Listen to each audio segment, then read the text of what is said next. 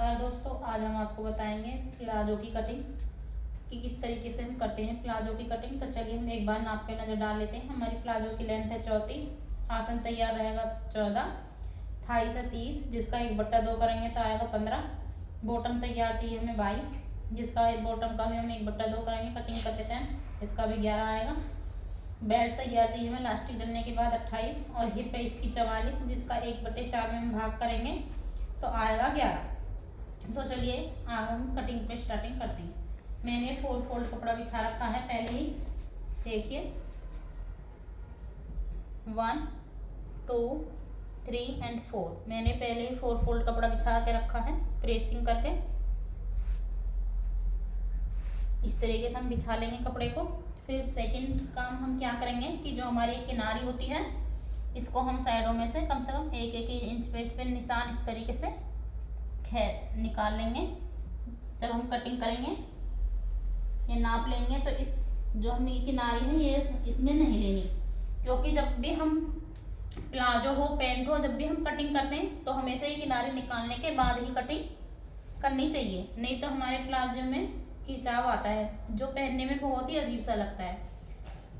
तो चलिए अब हम क्या करते हैं, सेकंड नंबर थर्ड नंबर अब हम नीचे से लेंगे बॉटम फोल्ड करने के लिए कपड़ा। तो कम से कम 3 इंच पे हम बॉटम फोल्ड करने के लिए कपड़े पे मैंने पहले से स्ट्रेटिंग का हुआ है, नीचे से जो भी एक्स्ट्रा कपड़ा था वो मैंने निकाला हुआ है।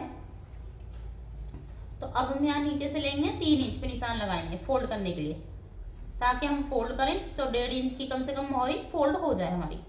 तो यहाँ से करेंगे हम 3 इंच पे मार्किंग नीचे से बॉटम फोल्ड करने के लिए इस तरीके से, और एक स्ट्रेट लाइन हम सीधी खींच देंगे।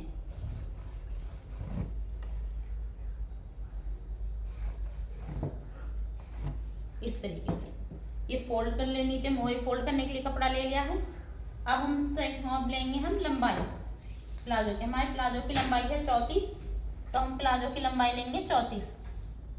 यहाँ पे 34 पे आ रहा, 34 पे मार्किंग करेंगे इस तरीके से। यहाँ पे भी 34 इंच पे मार्किंग करेंगे।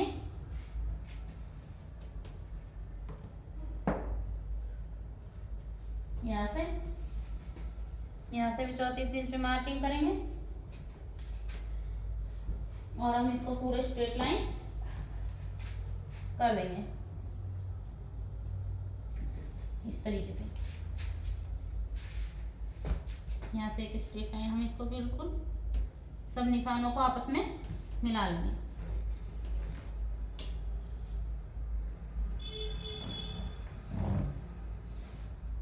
इस तरीके से अभी सारे नाप मिल चुके हैं। अब हम लास्टिक डालने के लिए भी कम से कम 2.5 या 3 इंच ऊपर एक्स्ट्रा कपड़ा ले लेंगे।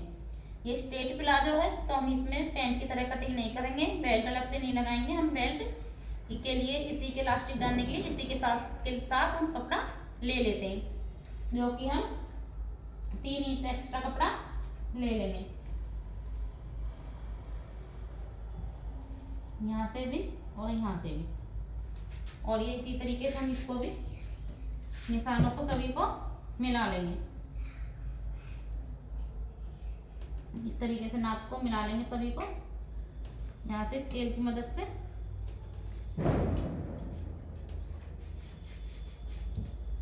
अब लेंगे हम हिप का नाप।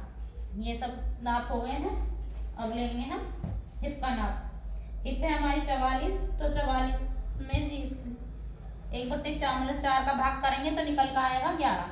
तो अब हम यहाँ से 11 पे निशान लगाएंगे। जो हमने लाइन खींची थी किनारे निकालने के बाद वहां से 11 और 2 इंच हम एक्स्ट्रा लेंगे, तो हम निशान लगाएंगे 13 पे, और 1 इंच हम सिलाई के लिए 14 पे, तो हम निशान लगाएंगे यहाँ पे 40 पे। अब सेकंड नंबर हमारी थाई से 30, तो हमें 30 का हाफ कितना होता है 1/2, 2 में भाग करना है तो आएगा 15। 28 से पहले हम निकालेंगे अपना आसन। तो आसन निकालने का भी यही फॉर्मूला है, जितनी भी हमारी हिप है उसमें 2 इंच हम जमा करेंगे। पर जरूरी नहीं है कि हर इंसान का आसन के अनुसार ही हिप के अनुसार ही आसन निकाला जाए।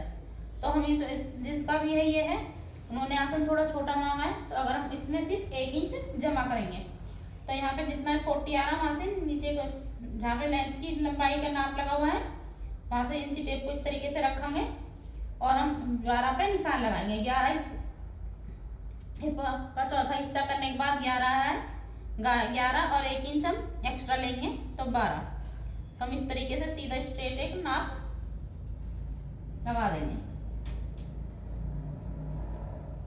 ये हमारा एक आसन के लिए नाप निकल चुका है। अब लेंगे हम थाइस, जहाँ पे ये 12 आया है यहाँ से हम थाइस का नाप लेंगे। इधर से भी हम 12 पे निशान लगा लेंगे और हमारी थाइस है 15। तो जहाँ से हमने किनारे का निशान लगा रखा है इस किनारे से यहाँ से हम ले कम से कम 15 इंच पे इस तरीके से नाप ले लेंगे यहाँ से, और इसको इस यहाँ से 15 इंच पे ये है। और ये जो हमने स्ट्रेट लाइन खींची हुई है इससे इधर की तरफ हम 2 इंच और एक्स्ट्रा इस तरीके से। आप चाहो तो इस 15 पे भी इस तरीके से हम इसको लाइन खींच सकते हैं इस तरीके से भी, और इसके बाद हम 2 इंच एक्स्ट्रा ले सकते हैं, पर कोई जरूरी नहीं है। अब जितना भी हमारी स्ट्रेट लाइन हम इसको इस तरीके से स्ट्रेट लाइन खींच देंगे और 2 इंच इसमें हम एक्स्ट्रा आगे को ले लेंगे तो ये 15 इंच जो हमारी थाइस आई है ये इसी के अंदर ज्वाइन हो जाएगी।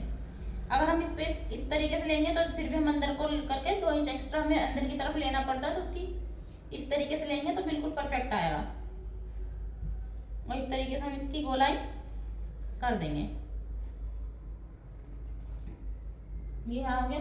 अब जितना हमने यहाँ पे लिया थाइस 15, इस तरीके से ही हम यहाँ नीचे बॉटम पे निशान लगाएंगे 15 पे, और 15 का हाफ कितना होता है 7.5, तो हम 7.5 को बीचम बीच इस तरीके से निशान लगा लेंगे।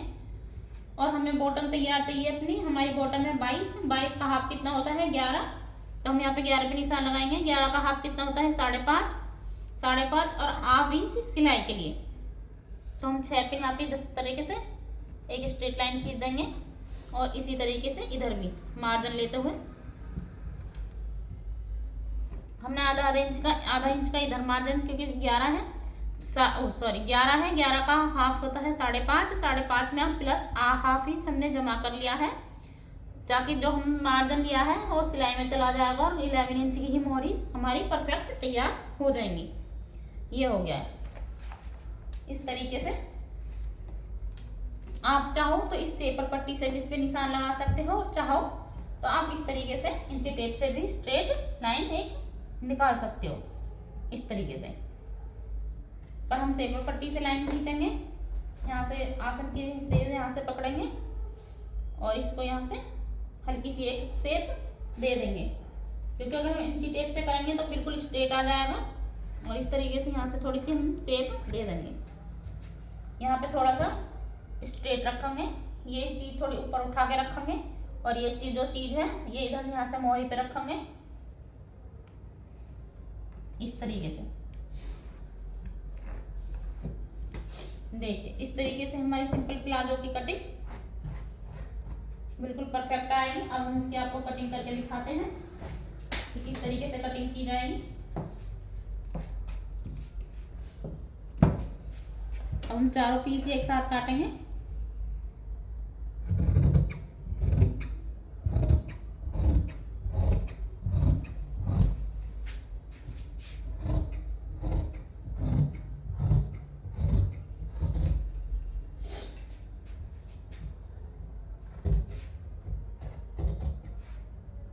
तरीके से हाथ को धीरे धीरे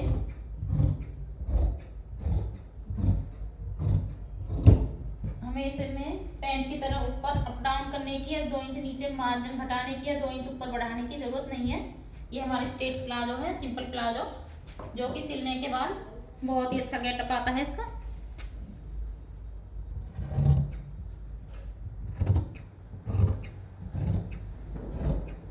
इस तरीके से देखिए किनारे भी निकल गई है और हमने जो एक्स्ट्रा मार्जिन लिया वो भी रहेगा। जितनी हमारी परफेक्ट नाप है वो ही रह जाएगा, क्योंकि हमने मार्जिन भी लेके रखा हुआ है पहले इसके अंदर। तो हम अगर पहले ही कटिंग के साथ साथ ही एक्स्ट्रा मार्जिन ले लेते हैं तो फिर कटिंग करते टाइम हमको प्रॉब्लम नहीं होती है। देखिए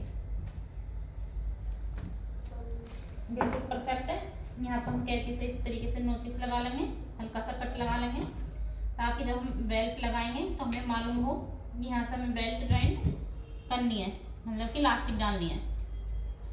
इस तरीके से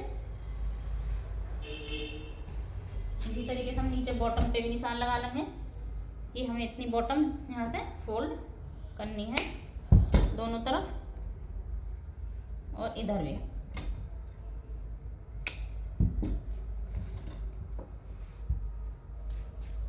आपको मेरी वीडियो कैसी लगी एक बार कमेंट करके जरूर बताएं।